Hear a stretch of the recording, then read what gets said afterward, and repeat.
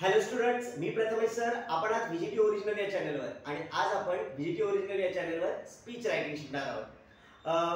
Students, speech writing तुम्हाला माहित असल्याप्रमाणे हा स्पीच रायटिंग जो टॉपिक आहे तो 8वीला पण आहे, 9वीला पण आहे, 10वीला पण आहे, त्याचप्रमाणे 11वी 12वीला पण आहे इंग्लिशमध्ये. त्यामुळे स्पीच रायटिंग जरा नीट समजून घ्या, तुम्हाला भरपूर फायदा होणार त्या स्पीच रायटिंगचा. ऍक्च्युअल हा जो टॉपिक आहे तो 8वी 9वी 10वीला 5 मार्काला विचारला जातो 8वी 9वी 10वीच्या पेपरमध्ये. त्याचप्रमाणे 11वी आणि 12वीच्या पेपरमध्ये 4 मार्कांसाठी हा टॉपिक आहे. ओके, तुम्हाला जास्तीत जास्त मार्क कसे मिळतील त्यासाठी मी स्पीच रायटिंगचा एक फॉर्मॅट तयार केलाय. काय फॉर्मॅट आहे बघूया आपण इकडे. इथे काय लिहिलं बघा, वरती तुम्हाला टॉपिकचं नाव लिहायचे, जे काही टॉपिक असेल स्पीच रायटिंगचं. मी इकडे मदर्स डे दिलं. ओके, खास तर टॉपिक म्हणजे काय असतं तर एखादा मुहावरा किंवा एखादा प्रोवर्ब दिला जातो. प्रोवर्ब म्हणजे काय तर जसं सेव्ह वॉटर सेव्ह अर्थ, बरोबर. मग त्याच्याशी रिलेटेड असं काहीतरी येणार.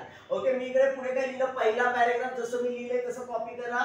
ओके, काय लिहिलं मी बघा, गुड मॉर्निंग एव्हरीवन, बरोबर. पहिले तर गुड मॉर्निंग म्हटलं, त्यानंतर honourable chief guest of function, म्हणजे जे कोणी हॉनरेबल चीफ गेस्ट आहेत, सन्माननीय अतिथी, त्यांना उद्देशून म्हटलं. त्यानंतर रिस्पेक्टेड प्रिन्सिपल, प्रिन्सिपलला उद्देशून. त्यानंतर beloved teachers and my dear friends, teachers आणि फ्रेंड्सना वेलकम केलं, त्यांना म्हटलं. आणि नंतर म्हटलं माय सेल्फ, इथे तुमचं नाव येणार.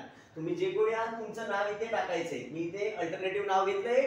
पुढे I am here to say few words about, मी इथे आहे काही शब्द सांगण्यासाठी. कशाबद्दल शब्द सांगते तर त्या टॉपिक बद्दल. वरती जे नाव लिहाल तेच खाली नाव लिहायचं, इथे वेगळं काही करायचं नाहीये, तेच नाव कॉपी करायचंय. सो प्लीज लिसन केअरफुली, त्यामुळे तुम्ही काळजीपूर्वक ऐका अशी विनंती केलेली आहे. ओके, पहिला पॅराग्राफ तुम्हाला कळतं का बघा, ते असंच्या असं पाठ करून लिहा तुम्ही.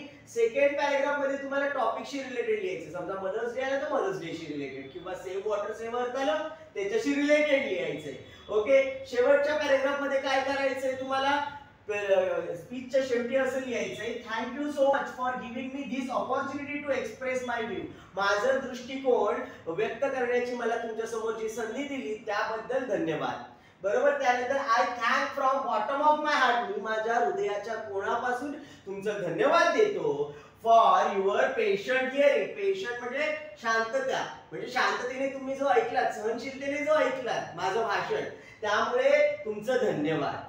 हॅव अ नाईस डे, तुमचा दिवस चांगला जाओ. ओके, हा स्पीच रायटिंगचा फॉर्मॅट आहे, तुम्हाला असंच्या असं फॉलो करायचा आहे. म्हणजे तुम्हाला टॉपिक बद्दल लिहायचंय. कमीत कमी हा जो टॉपिक आहे तो 1.5 पेज पर्यंत तुम्हाला लिहायचा आहे.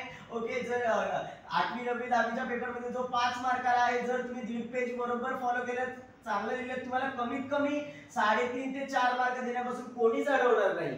कमीत कमी 3.5 किंवा 4 मार्क मिळतील तुम्हाला. ओके, आणखी जर 11वी 12वीच्या मुलांसाठी 4 मार्काचा टॉपिक आहे, 4 पैकी या टॉपिकला तुम्हाला कमीत कमी 3 मार्क देण्यापासून कोणीच अडवणार नाही. जर तुम्ही फॉलो केलं, 1.5 पेज तरी लिहिलं, आणखी जास्त लिहिलं तरी चालेल. चांगलं लिहा, गुड रायटिंग लिहा, तुम्हाला नक्की चांगले मार्क मिळतील. ओके, तुम्हाला व्हिडिओ कसा वाटला ते मला सांगा. ओके, आवडला असेल तर लाईक जरूर करा आणि चॅनलवर नवीन असाल तर चॅनलला सबस्क्राईब पण करा, कारण इंग्लिशशी रिलेटेड आणखी बऱ्याच व्हिडिओ मी या चॅनलवर टाकणार आहे. धन्यवाद.